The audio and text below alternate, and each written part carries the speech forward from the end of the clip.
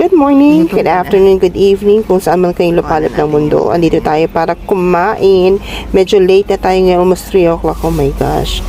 Punong-puno. Paano niya kaya isisiksik yan? Sana ibalik. Ayan, yun na nga. Siyempre, no, sayang din naman bayaran ko para sa buong price. Kapag naiwan yun, oh my gosh. Yung pala yung buong buo. Inisip ko, paano? Wow. Ganun pala yung pagkakasiksik niya. Galing. At least sigurado ka makakain mo lahat. Paano ba namang hindi ka tataba nito?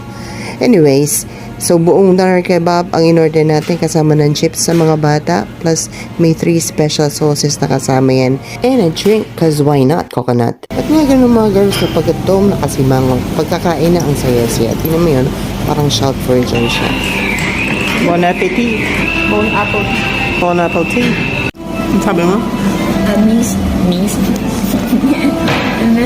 types of fries.